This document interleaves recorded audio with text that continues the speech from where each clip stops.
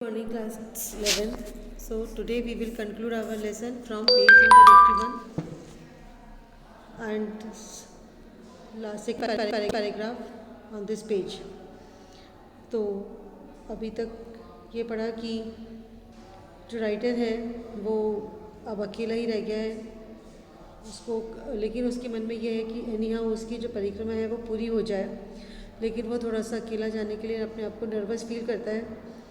और जिस कैफ़े में वो रुकता है वहाँ पे उसको एक कंपेनियन के रूप में नोबू, जो एक तिब्बतन है, वो मिलता है। वो उस कैफ़े के बारे में डिस्क्रिप्शन उसने बताया कि किस तरीके का वो कैफ़े था।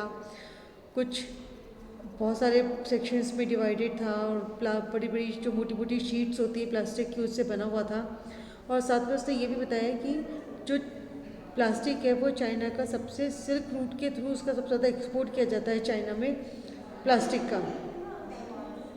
तो अब आगे हम पढ़ते हैं और क्या क्या वो हमें बताता है। So let's start. The cafe had a single window beside which I had taken a position. उस कैफ़े में एक अकेली खिड़की थी, beside which I had taken a position, जिसके पास मैंने अपनी पोजीशन ली थी। So that I could see the pages of my notebook, ताकि मैं अपनी नोटबुक को पढ़ सकूँ।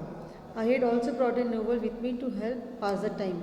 मैं अपने साथ एक नॉवल भी लेकर आया था ताकि मैं अपना समय व्यतीत कर सकूं। Norbu saw my book when he came in and asked with A question. Norbu ने मेरी किताब देखी जब वो अंदर आया और मुझसे इशारे में पूछा। Gesture means with a signal, इशारे के साथ पूछा। If he could sit opposite me at my rickety table. Rickety का मतलब शेकी, हिलने डुलने वाली, कि क्या वो मेरे सामने उस जो हिलने वाली टेबल है वहाँ पर बैठ सकता है। You English, he inquired after he order tea. चाय ऑर्डर करने के बाद उसने मुझसे पूछा, you are from England. English मतलब क्या तुम इंग्लैंड से हो। I told him I was. मैंने उसको कहा हाँ मैं इंग्लैंड से हूँ। And we struck up the conversation, और हमारी आपस में बातचीत इस तरह से शुरू हो गई। I didn't think he was from those parts because he was wearing a wind cheater and metal rimmed spectacles of A western style. मुझे देखकर ऐसा महसूस नहीं हुआ कि वो दोज पार्ट्स मतलब डार्चिन के किसी हिस्से में से था या डार्चिन का रहने वाला था। Because he was wearing a wind cheater and metal rimmed spectacles, क्योंकि उसने विंड चीटर और मेटल के फ्रेम का बना हुआ चश्मा लगा रखा था ऑफ ए वेस्टर्न स्टाइल, जो वेस्टर्न स्टाइल में बना हुआ था। He was Tibetan, he told me. उसने मुझसे कहा, मतलब नोबू ने मुझे बताया कि वो तिब्बतन है, but worked in Beijing at the Chinese academy of social sciences. लेकिन वो बीजिंग, जो कि चाइना की कैपिटल है, वहाँ पर काम करता है in the academy of social sciences. China social sciences की जो चाइनीज़ एकेडमी है बीजिंग में, वो वहाँ पर काम करता है in the institute of ethnic literature, जो वहाँ का इंस्टीट्यूट है एथनिक लिटरेचर का, यानी कि पुराने साहित्य का। I assume he was on some sort of field work. मैंने अनुमान लगाया कि शायद वो किसी फील्ड वर्क पे काम कर रहा था। Yes and no, he said, I have come to do the kora. उसने कहा हाँ भी और ना भी, मैं यहाँ पर कोरा करने के लिए, मतलब वही परिक्रमा करने के लिए आया हूँ। माई हार्ट जम्प मतलब मैं बहुत खुश हुआ इस बात को सुनकर। Norbu had been writing academic papers about the Kailash Kora and its importance in various works of Buddhist literature for many years. Norbu जो था वो अपने साहित्य, जो अपनी थीसिस थी उसके बारे में कुछ पेपर्स लिख रहा था, इस जो कैलाश परिक्रमा थी इसके बारे में, एंड इट्स इम्पॉर्टेंस, साथ ही साथ उसकी क्या महत्ता है, मतलब कैलाश की परिक्रमा की क्या महत्ता है उसके बारे में। इन various works of Buddhist literature for many years, Buddhist literature के जो कई सारे जो काम हैं उनके बारे में कई सालों से वो इस सब्जेक्ट्स के ऊपर लिख रहा था। ही टोल्ड मी, उसने मुझे कहा, but he never actually done it himself, लेकिन उसने ये काम खुद से कभी नहीं किया। When the time came for me to tell him what brought me to Darchen, his eyes lit up. जब समय आया मुझे ये बताने का कि मैं वहाँ डार्चन में क्यों आया हूँ, his eyes lit up means वो बहुत ज़्यादा एक्साइटेड हो गया, वो बहुत खुश हो गया। We could be a team, he said excitedly. और इसी जोश में उसने कहा, अरे हम तो एक टीम बन सकते हैं। Two academics who have escaped from the library, और हमारी टीम एक ऐसी टीम है, मतलब उसने हमारी टीम को एक नाम दिया कि दो साहित्यकार जो लाइब्रेरी से भाग गए। Perhaps my positive thinking strategy was working after all. शायद जो मेरी पॉजिटिव थिंकिंग थी वो अब काम कर रही थी, जो मेरी प्लानिंग थी पॉजिटिव थिंकिंग की, अब वो शायद काम करने लगी थी। My initial relief at meeting Norbu, who was also staying in the guest house, first hampered by the realization that he was almost as ill-equipped as I was for the pilgrimage. जो मेरी starting initially starting beginning में जो मेरी relief थी, जो मुझे देखकर उस नोटबुक से मिलकर जो मुझे थोड़ी सी राहत मिली थी, who was also staying in the guest house, जो खुद एक गेस्ट हाउस पर ठहरा हुआ था, was tempered by the realization, इस चीज़ को सुनकर, इस चीज़ को फील कर दुख में बदल गई। मतलब मैं इस चीज़ को देखकर परेशान हो गया that he was almost as ill equipped as I was for the pilgrimage. जितना तीर्थ यात्रा पर जाने के लिए मेरे पास संसाधनों की कमी थी, उतनी ही उसके पास भी थी। लेकिन बीस जो संसाधन चाहिए तीर्थ यात्रा पर जाने के लिए, जिन चीज़ों की ज़रूरत है, उन चीज़ों वो उसके पास नहीं थी। He kept telling me how fat he was and how white was going to be. वो मुझे कह रहा था कि वो उसके लिए वहाँ पे इस तरीके से यात्रा करना काफ़ी मुश्किल है क्योंकि वो काफ़ी मोटा है। Very high up he kept reminding me, और मुझे बार बार याद दिला रहा था कि जहाँ हमें जाना है वो जगह बहुत ऊंची है। सो टायरसम टू वॉक, और वहाँ की यात्रा करना भी बहुत ज़्यादा कठिन है, बहुत ज़्यादा कहना चाहिए कि कठिन, मतलब बहुत ज़्यादा डिफ़िकल्ट है, बहुत ज़्यादा थकाने वाला है। He wasn't really practising Buddhist, it transpired but he had enthusiasm as he was of course Tibetan। वो वाकई में देखा जाए तो एक पूरी तरीके से बुद्धिज़्म को फॉलो करने वाला नहीं था या बुद्धिज़्म का फॉलोअर नहीं था। It transpired but he had enthusiasm, वो तो केवल एक उस चीज़ को फॉलो कर रहा था, बट ही हैड एंथुजियाज्म, केवल वो तो अपनी थीसिस को पूरा करने के लिए वहाँ पर आया था। He was not really practising but he had enthusiasm, लेकिन उसके अंदर एक उत्सुकता थी।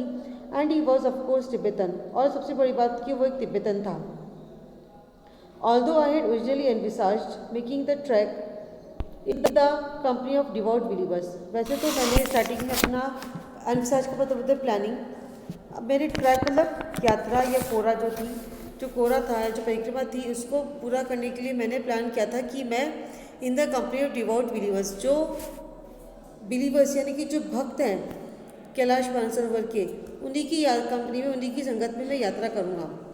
On reflection I decided that perhaps Norbu would than not be the ideal companion.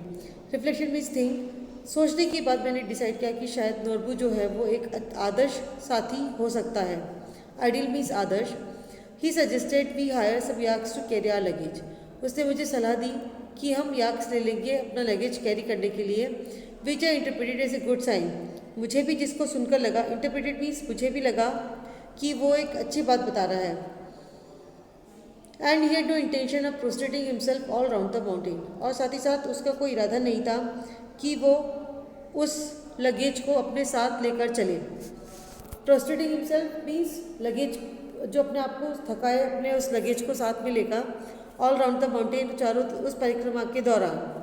Not possible he cried collapsing across the table in historical laughter, बहुत तेज़ हंसते हुए एक वो टेबल के ऊपर उस अपने हाथों को फैलाया और कहा नहीं, ऐसा संभव नहीं है। मीन्स कि इस तरीके से सामान लेकर यात्रा करना संभव नहीं है।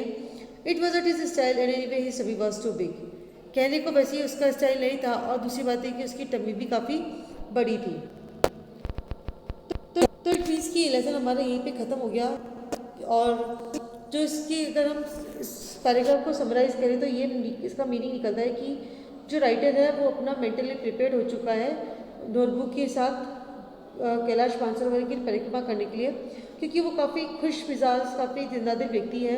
तो लेकिन भले ही वो मोटा है, और उसको ये पता चलता है कि वो कहना चाहिए कि बुद्धिज़्म का फॉलोअर नहीं है, फिर भी वो वहाँ पे कैलाश मानसरोवर की यात्रा करने के लिए आया है। वो एक उसके मन में एक विश्वास है, तो इसीलिए वो डिसाइड करता है कि भले ही वो पूरी तरीके से बुद्धिज़्म का फॉलोअर नहीं है तो क्या गया, लेकिन एक अच्छा व्यक्ति है तो उसके साथ वो कैलाश मानसरोवर की परिक्रमा कर सकता है।